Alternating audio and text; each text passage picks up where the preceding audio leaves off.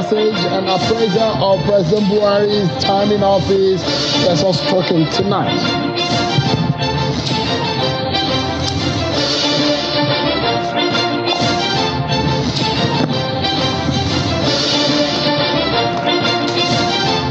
And the governor of Bauchi State, Governor Bwala, is alleging that there are plans to rig the 2023 election. We get to hear from him what exactly he meant by that.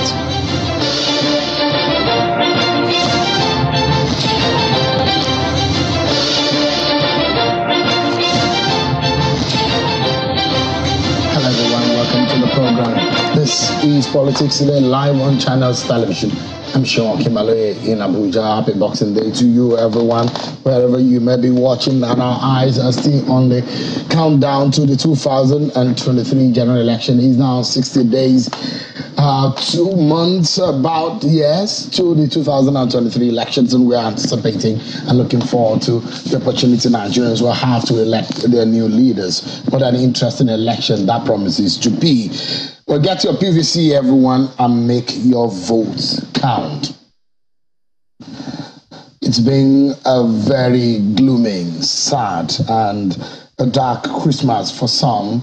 The outrage and the sadness that I've seen the incident in Lagos following the killing of a young lady in Lagos. A trigger-happy Assistant Superintendent of Police shot dead a Lagos-based female lawyer, Bolanle Rahim, in the Aja area of Lagos State on Christmas Day. The unnamed policeman attached to the Aja police station and his team was said to have tried to stop Rahim and her family members as they drove back from a Christmas Day church service. Rahim, who was gathered, was shot when the car she was in tried to make a U-turn under the Aja bridge. The victim was rushed to a hospital after the shooting but was confirmed dead. The police say that the police officers are being arrested, disarmed, and being questioned as the investigation opens on the matter. The Lagos State Governor, Babajide Sanwo-Olu, has condemned in strongest terms the shooting of the young lady. And the governor said, quote, I have studied the preliminary reports on the matter and have instructed the appropriate government officers to immediately get on it. We must ensure a speedy justice for the late Bolanle. Our government cannot sit back and watch our citizens killed by the same law of enforcers that should ordinarily protect them. Well then, there's still much stories to tell you tonight on the program. Let's check with Bauchi State, where the governor is alleging that there are plans to rig the election. Let me allow you to take a listen for yourself to what Governor Bwala said.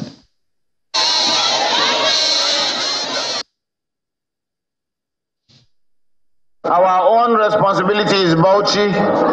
Our federation is Bauchi, even though we believe in the federation. When Bauchi walks, everywhere will walk. Let us work together. Let us move together with unity. There are so many plans to rig the election using the federal might. Will it work? Shall we allow them? We are with God and we are with you. That's Governor Bwala's allegation of a plot to rig the election. Let's take a moment now to take a look at your political roundup stories. And when we come back, we have this conversation. Bishop Matthew Kukah's Christmas message seems to have highlighted a lot of how he sees the government of President Muhammadu Buhari, its performance in office based on the promises that have been made, although the government's time in office is just a few months away. But the analysis of what Bishop Kukah said, in light of the elections that are coming in 2023, what should Nigerians be looking at? We'll dissect it for you. A very, very deep message captured in that Christmas message of the bishop. Let's take a look at the political roundup stories, and we come with my guests.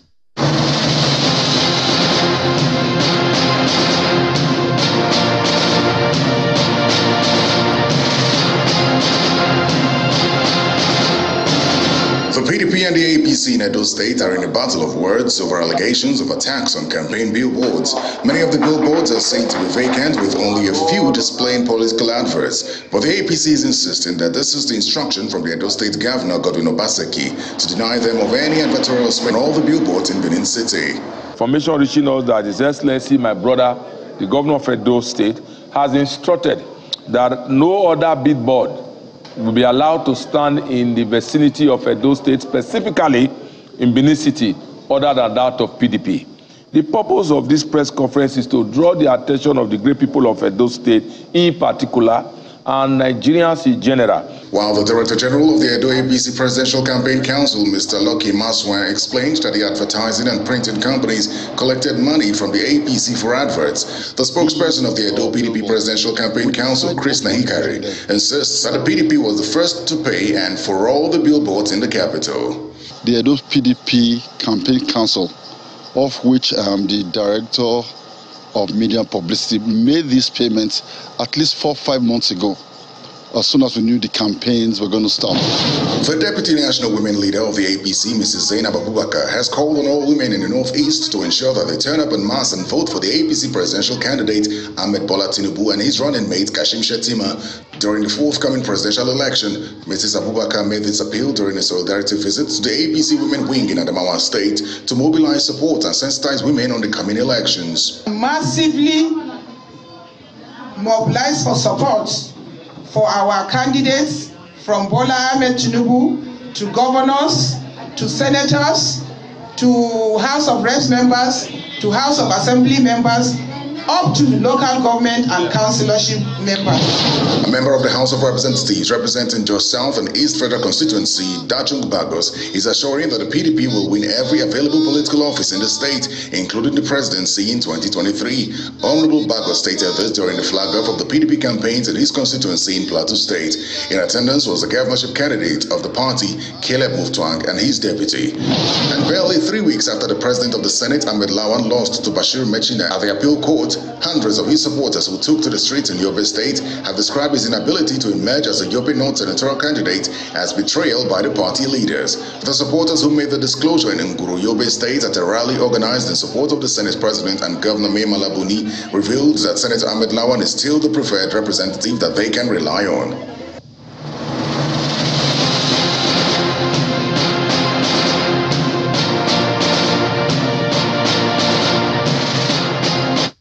Thank you so much, everyone, for staying with us on the program.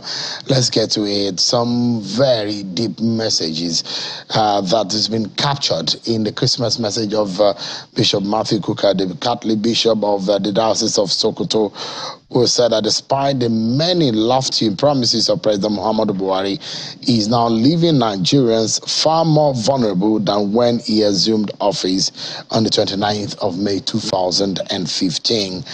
The president has said that he's tried his best for Nigerians, and he has also said in another fora yesterday, he said that he will be living far away from Abuja.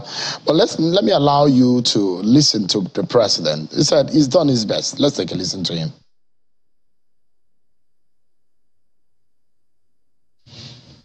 I wonder if I'm going to miss much.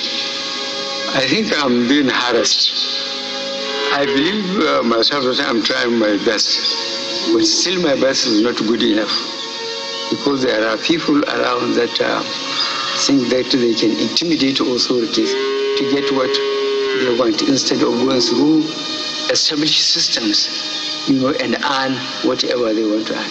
There are still people who behave, who are clever by half, let me put it that way.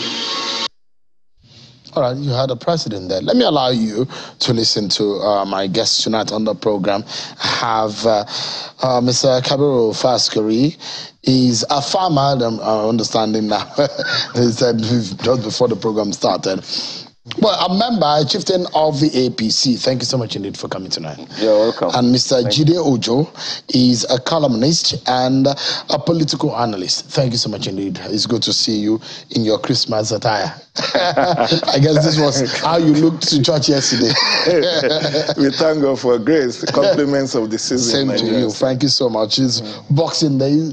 Apologies for taking you out of your homes when you should be unboxing the gifts with your family.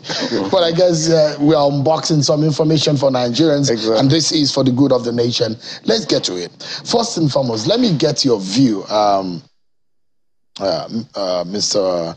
Ojo. The president said he's done his best, and some people don't appreciate it. In fact, some people gaslight him and want to intimidate him and all of that.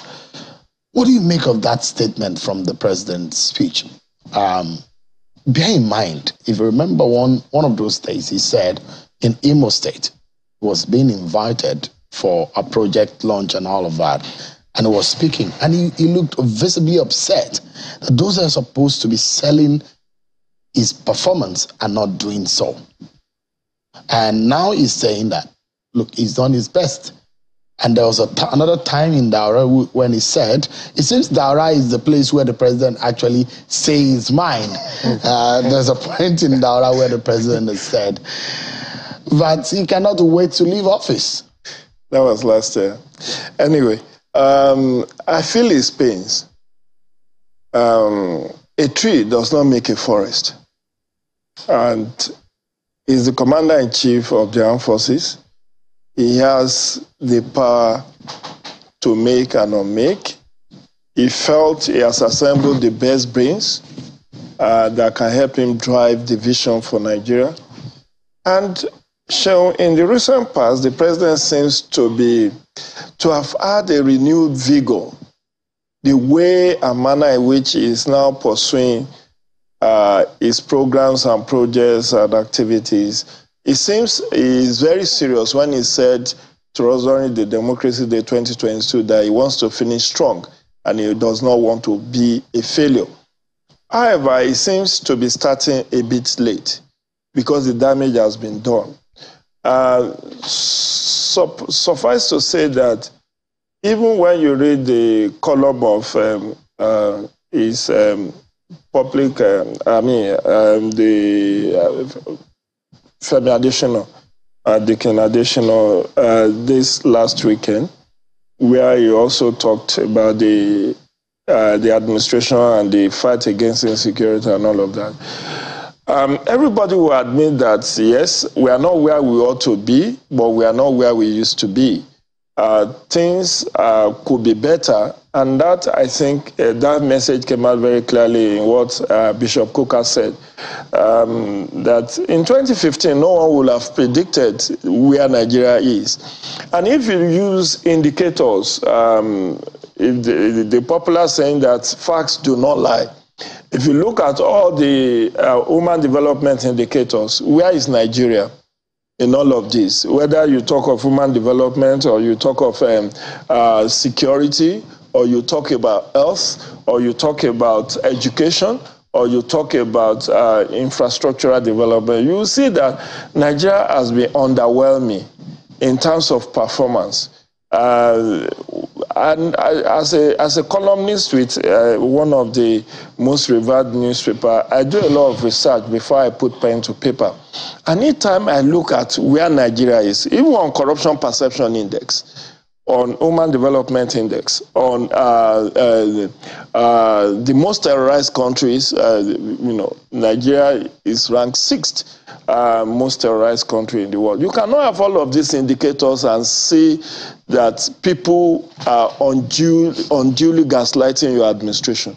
Because if the president does an independent research of his own, he will have seen where Nigeria was in 2015 when he took over the reins of office and where we are now. You may have certain justification, maybe certain things that were not envisaged, the issue of COVID-19, the spread of insecurity and all of that. But we are still where we ought not to have been in the realm of development. Not getting into your line of thought, but it seems to me that the question I asked you is drifting into part of what Bishop Kukah said. I like Mr. Faskari to come in at some point. But let's take a look at what the bishop said. And tonight, like everyone would say, let's take away the messenger. Let's look at the message and some of the issues that were said. On the issue of glory of Nigeria, this time around, that's what the part I'd like us to take. He said, who will quarrel with the fact that our glory has departed as a country? Where is our voice respected today, even within the African continent, which looks up to us for leadership? Is being the poverty capital of the world and one of the most violent states in the world an achievement, and our suffocated internal and international debts, and you do not think our glory has departed?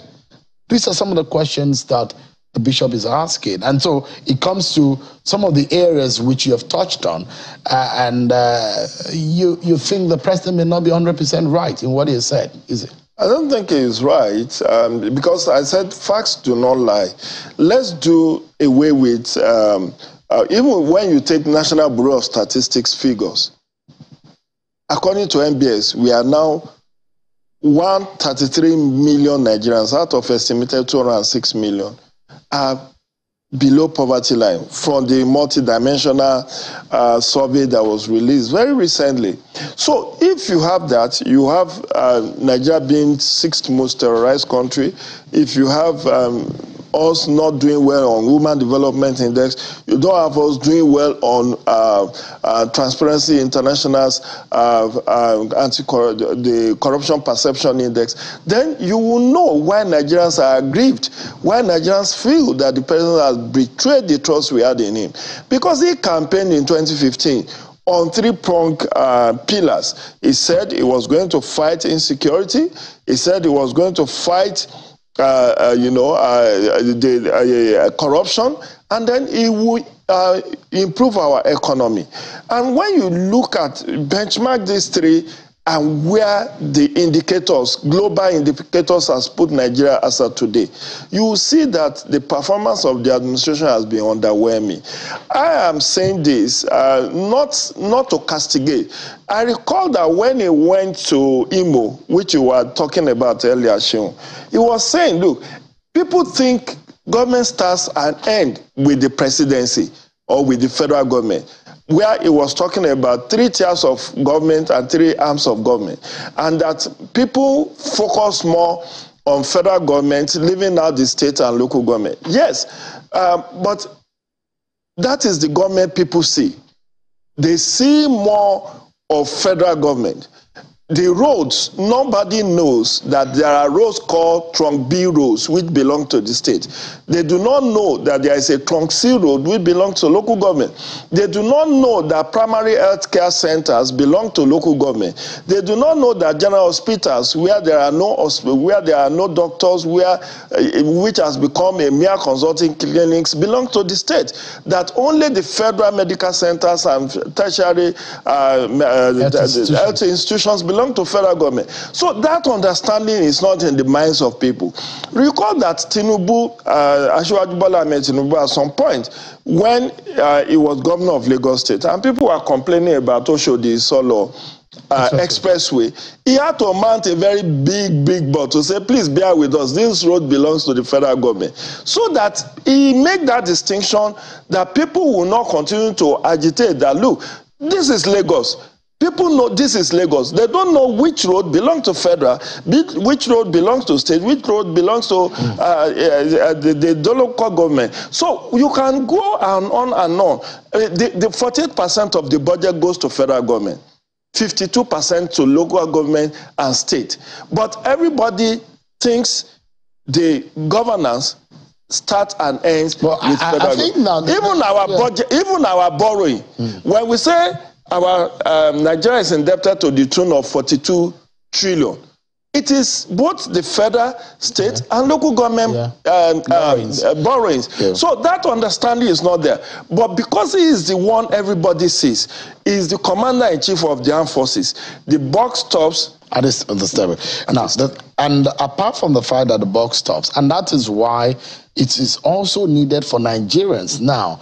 You may be unboxing your gift, but you need to understand this issue. Some of the things that we are discussing, perhaps some of us who are passionate about Nigeria and talking about the need for politicians and those seeking office to tell us about their ideas, some of the politicians don't even understand the dynamics of governance until when they get in there.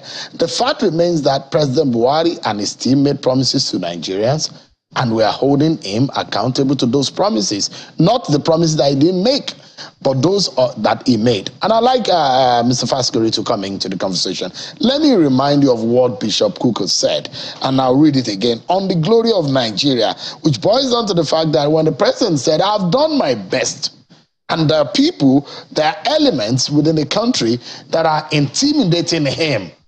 Can Nigerians accept that kind of statement? Take a look at what Bishop Kukah said again. Will we quarrel with the fact that, let's go back just a bit so that our viewers can get a sense on what we're talking about. Will we quarrel with the fact that our glory has departed as a country?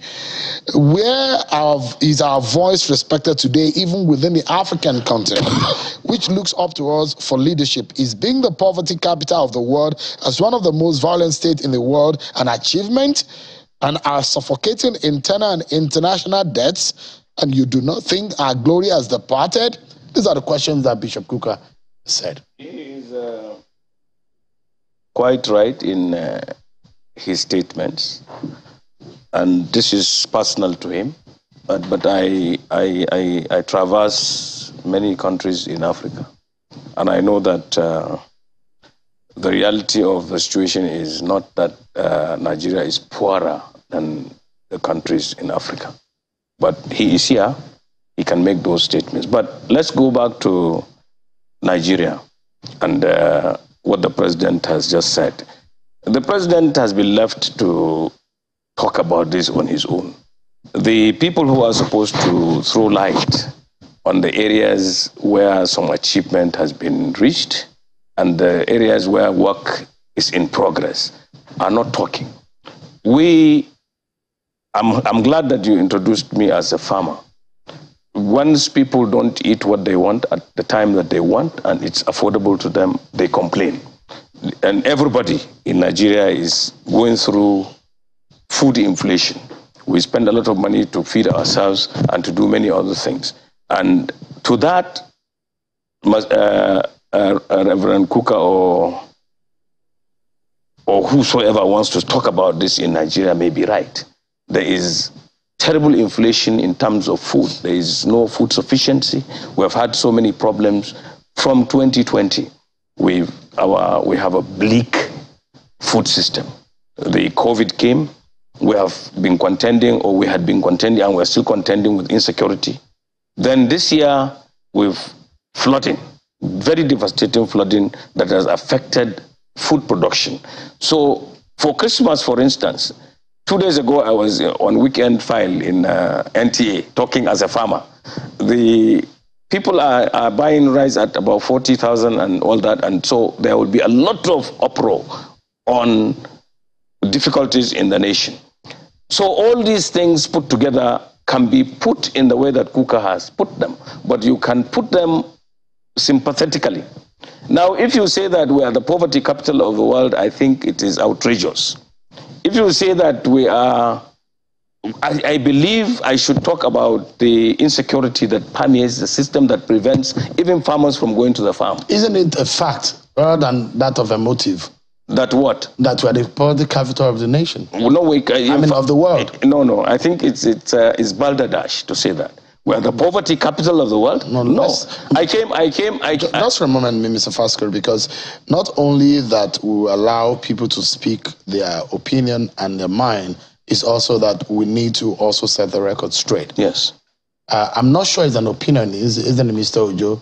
That we are the poverty capital of the world. No. It's a fact. It's not. No. It's not an opinion. It's a fact. No. When you say poverty capital of the world, what do you mean by that? It's statistics that shows. No. Who is churning out the statistics? You say that you don't believe? No. You listen, don't believe what those statistics are? He alluded to the NBS saying that we have 133 million people in poverty, in multi-dimensional poverty. Yes, poverty. Now, NBS did not begin that. It was not the one that said that. It was an assessment. So you will not believe what IMF, the World Bank, will say about the state of... I will tell you this. The poverty that we see now is global. Everybody is complaining all over the world of inflation, and so many people are going into poverty. If you see the amount of money that the US is putting to cushion inflation in trillions of dollars that they are getting approved, and in Japan has never had inflation like this in 41 years. In the Eurozone, there is a lot of inflation, there is a lot of poverty. But sympathetically, we can say that there are problems in Nigeria. The problems are overwhelming the current administration. The president is crying about it, but it doesn't mean that we cannot get out of it. That's what I want to say. We have problems now. Everybody accepts that there are problems. The president requires some sympathy. He has achieved certain things in certain areas, i.e., the typical Nigerian now is looking inwards to be able to do something in Nigeria. The dollar is very, very expensive. The purchasing power of the naira is very, very low. Productivity is very, very low. We have had no mechanization, but it didn't start with Buhari. We have had insecurity. It didn't start with Buhari. It is probably exacerbated by some action of some people. As he said, one tree does not make a forest. There are many people involved in governance. I interjected earlier because I said that was an independent survey or research made on Nigeria. In 2018, the World Poverty Clock gave a research. We said Nigeria trumped India, being the poverty capital of the world at that time. But we are now but Nigeria became second just in early this year, being the second that has the second largest number of poor people in the world. That is the statistics, not what someone believes or someone thinks. I just wanted to set the record straight so that our viewers can understand. I have no objection and I have no way to disprove that. But I am telling you that for us in Nigeria, we'll need to look at that issue sympathetically. That's all. If anybody from anywhere assesses your country as very poor, it's up to you to believe that wholly or to work towards getting yourselves out of that. And the way you do it is by really looking at the issues and bringing solutions, not always, talking about the problems. The president cried out because as far as he is concerned, nobody is really looking at the achievements in other spheres, and that this is work in progress. You cannot, you need something to an optimum push to get out of this level of poverty if it exists. So a lot of sympathy will have to be. So you don't blame Buhari for this situation? No. I of course the buck stops with him.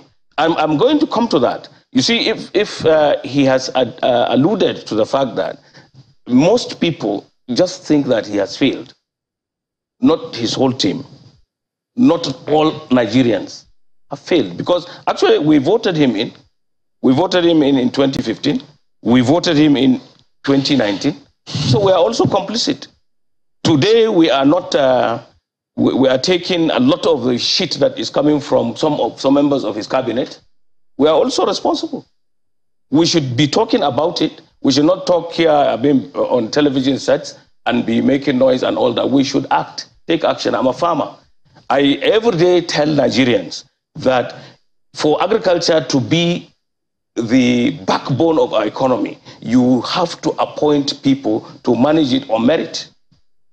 Not because they belong to your party, not because they come from your village, not because you like them, but people who can do it. The same should apply in all spheres of our development. Once you don't do that, you are bound to fail. Whoever comes in now will contend with that fact too. But the only thing that they will do differently is to pick and choose who manages what and hold them responsible for doing it. All right. Let's take a break. There's still so much to chew. Bishop Kukah has spoken about the issue of corruption. Is Buhari really fighting corruption? Has he fought corruption based on the promise that he made? He spoke also about nepotism. What about nepotism under Buhari government? He spoke about security in this country. Has Buhari performed on the security situation of the country? All this appraiser, the year is ending, and the thoughts are coming up about what this government said it would do 7.5 years down the line. Has it been able to do it? More about Buhari and under Nigeria's watch. We'll be right back, everyone.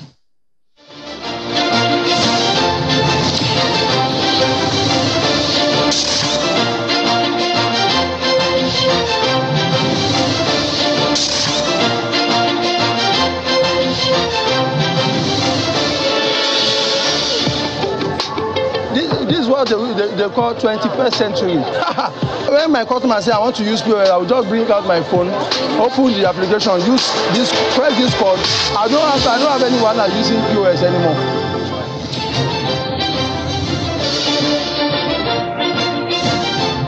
Thank you so much, everyone, for staying with us right on the program. We're talking about President Muhammadu Buhari's over 7 years in office and some of the messages in the Christmas message of Bishop Matthew Kukah, the Bishop of the Sokoto Diocese of the Catholic Church. We're since being joined by one of the spokespersons of the PDP Presidential Campaign Organization, Mr. Daniel Bwala, who has joined us virtually from London. Thank you so much, Mr. Bwala, for joining us. Mr. Jide Ojo, a political analyst, who's been speaking with us on this matter, as well as Mr. Kabiru Faskari, a farmer and a chieftain of the APC. Thank you so much, gentlemen, for coming tonight.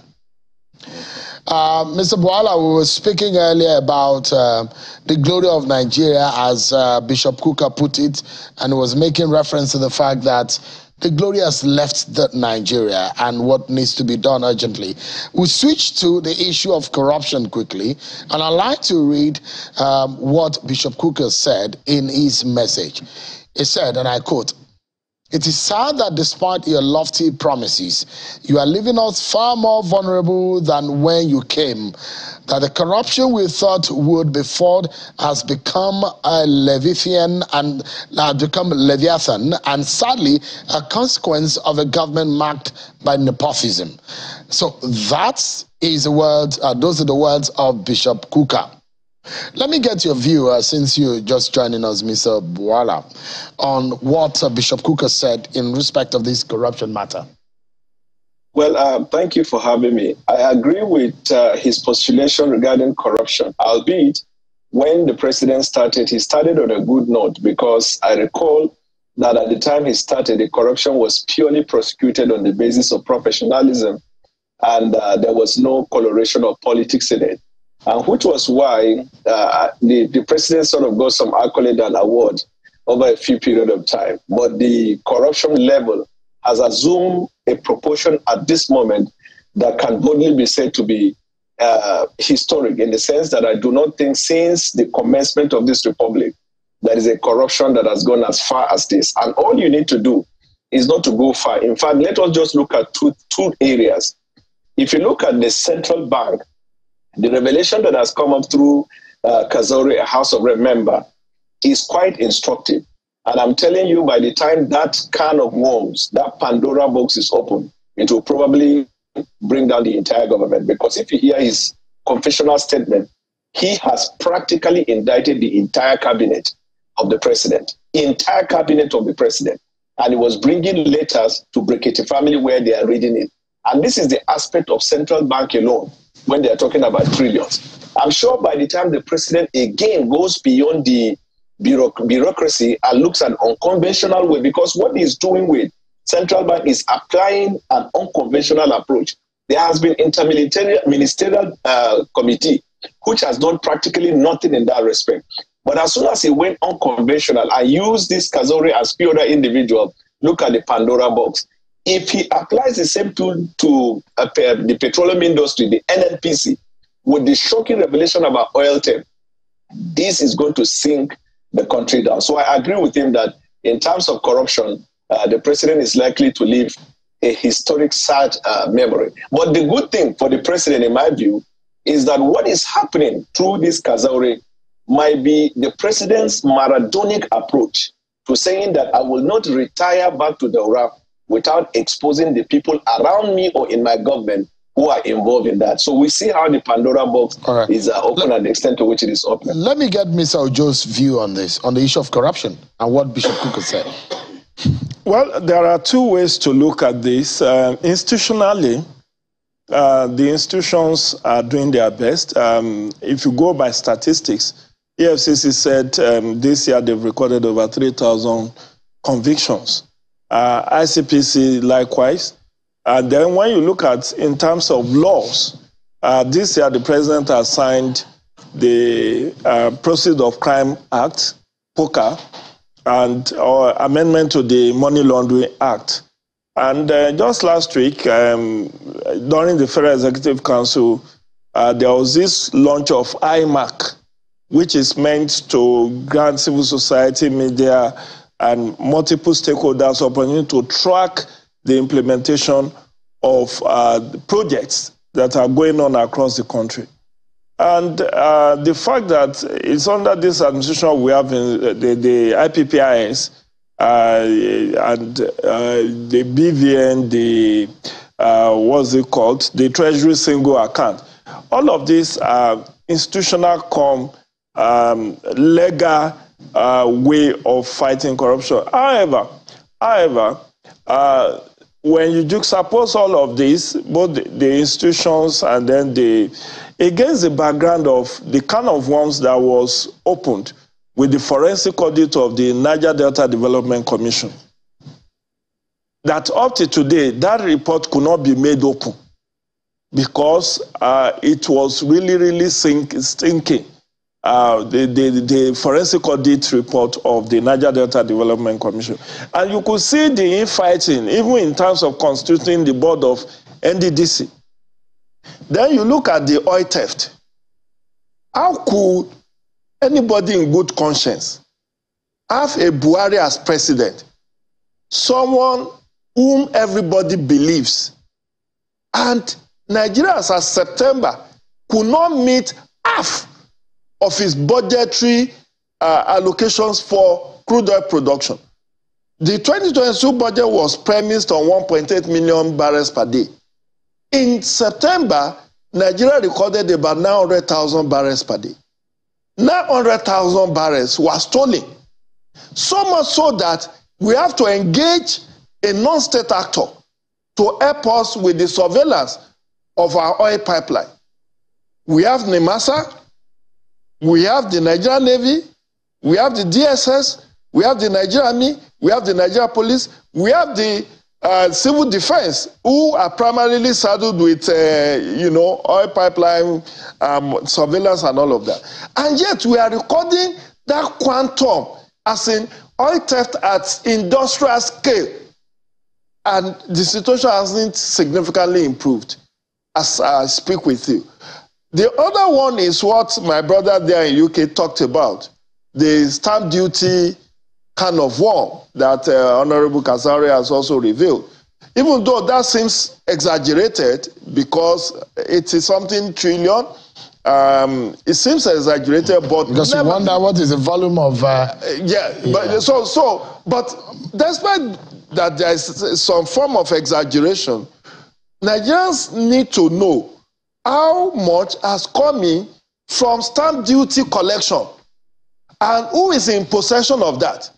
Just a few days ago, they were asking the representative of the CBN governor how much of the new currency has been printed. And the lady said, no, she doesn't know. Why will you not know how much? Today I saw, was it today or yesterday, somebody said 800 billion was spent on the redesigning and the printing of the new currency. Even though in a sense, I see the redesigning of the currency as a means to also fight corruption, given the fact that they said the large quantum, about 85% of Naira in circulation is not in the bank vault. and the fact that there is now withdrawal limit and all the controversies that comes with it, I fully support the redesigning and the fact that this could help in the fight against vote buying in 2023. But given all these statistics and the fact that Nigeria, in terms of Transparency International Corruption Perception Index, is not doing well. At least as our 2021 Corruption Perception Index, I think we are 124 out of 180, 121, 124, 126 out of 180 countries surveyed. That is not an enviable position. Let me allow Mr. Faskari to come in. There is the oil theft, there is the issue in the CBN, the NDDC forensic report, the Accountant General matter is there. There is a plethora of issues. The president said he wants to quietly retire to Daura, but will all of these things allow him to because these are issues to sleep? Yeah, okay. Yes. But you are a very good friend of the president. No. I abhor corruption. In fact, I 100% agree that the corruption that is going on now is monumental. And we should have very stiff penalty for corruption. Do you think that the corruption on this scale would have happened under President Buhari when he was coming into office in 2015? You see, that's why, when I was talking of you being sympathetic and all that, you didn't allow me to land. In 1984, the Buhari that was the president or head of state was very strong, ebullient, and could spend time and really check directly. Today, he is more democratic than the ordinary Democrat, and he is advancing in age, or he has advanced age. So, and the people that he put around him were not necessarily recruited or married. So as far as this matter is concerned, we are all complicit. When you say we? We, in all Nigerians. All Nigerians are. How do you mean? Because, you see, you cannot perpetrate corruption without avenues to put the funds or the opportunity to do it. You have to have means and opportunity to be able to do that. Let's put this in perspective.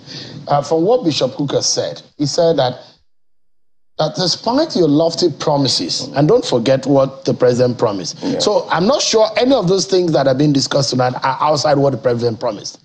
And so I will not be unjust to President Buhari by allowing a criticism of him outside of what he said he has capacity to do. The analysis tonight has been what he's promised to do. And that's what Bishop Kukah is saying. You are leaving us far more vulnerable than when you came. Now, the corruption we thought would be fought has become Leviathan. If you know, Leviathan is mentioned in the Bible a few times, in Job, in Psalms. It's like a beast, it's like a serpent that we don't even know, is a very dangerous one. And sadly, a consequence of a government marked by nepotism. Well, you see, let me just work on the corruption issue. You don't see still the corruption? No, some more. Let me talk some more on this. Okay. All the things you mentioned now are in the public domain. Hitherto, they were happening, but nobody knew. Because they were not, nobody was really fighting it. But now, because he is fighting it, everything has come out. Now we know the problem, so we solve the problem. If, from today, from this moment, we start holding all the people mentioned with this responsible and punish them right away, it will deter others. But fighting corruption should be seen as work in progress. Because even in the United States, there is still corruption. But it is minimized by the institutional framework that is there. Now, coming back to nepotism. Because I was going to go to nepotism. Maybe I should read it for Nigerians too. There's more that Bishop said, and I'd like you to. Okay. Bishop said in the area of nepotism, he said, in my Christmas message last year, I pointed out the fact that you had breached the Constitution by a failure to honor and adhere to the federal character provisions of our Constitution. The evidence is all before us all. We have paid the price of nepotism and trusting power into the hands of mediocres who operate as a cult and see power purely as an extension of the family heirloom. As far as I'm concerned, I do not subscribe to glossing over issues. If you have evidence and you can see it clearly that someone has been appointed out of nepotism, that person should leave office right away. But if you are only saying this because you are not the one appointed, that is another matter entirely. Look at the whole cabinet. Look at all the parastatals. Look at everything. I saw an array of all appointments and all that. Some action was taken to be sure that there is inclusiveness. Certainly, yes, there could be certain aberrations. There could be some abuses here and there, like in the domestic arrangements. All the people who answer to the president and all that are people that he probably knows and all that, because he has this attitude of, if he believes in you, he thinks that you will do everything right. So he has made that mistake, and there are people around who are pretending to help him, but actually helping themselves. Such people should be identified and be thrown out. No doubt about it. Yeah, there is one important part, and we are going to get, I'm going to like to get the panel's closing thoughts in this regard, because we need to close on that thought. And it's going to be on security, which is also very important. Let me quickly read what Bishop Kukah said on security or insecurity. He said, "We're already overwhelmed by violence and our future hangs in the balance. Do not further fan the embers of hatred and division. Seek to create a vision that can unite our country. Learn the mistakes of the past, especially in the areas of managing our diversity and designing an effective mechanism for power sharing." Now, that is a very strong one. So I'd like to get Mr. Daniel Bwala first. This is probably going to be also your parting shot on the issue of nepotism and security based on what Bishop Kukah said. So, for example, in the area of nepotism, I agree perfectly with Bishop Kukah. However, maybe the slight disagreement might be it is a nepotism of incompetence rather than nepotism of tribe. But both ways you can argue it. For example, the person he appointed as Minister of State for Aviation is related to him. But after 8 years, the Nigerian Air, which he promised Nigeria when he came on board, has not been launched. But the logo has been launched. Then you go to NISAL. NISAL, the head, was reported to be related to the wife. Then you go to printing and minting. It's related to the wife. Now, the reason why the very good intention of the president could not be actualized is because of the nepotism of incompetence rather than a nepotism of relationship. And that's why it's a case of square peg and round holes. In the whole of the cabinet of President Buhari, the ministers that are efficient and effective are less than 4 in the whole of it. And you can look at it. All right. As a matter of fact, for example, in the area of fighting corruption, apart from probably President Buhari and the vice, none of the other cabinet members believe in anti-corruption. Mr. Bwala, yes, are there and ready. Yeah. So sorry, apologies because we are totally out of time. Mr. Ojo, let me get your views on this matter quickly.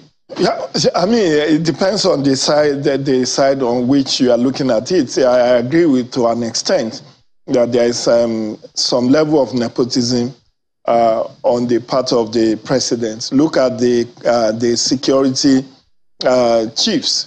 When he changed them earlier in the year, I thought at least there would be one person representing the Igbo ethnic group.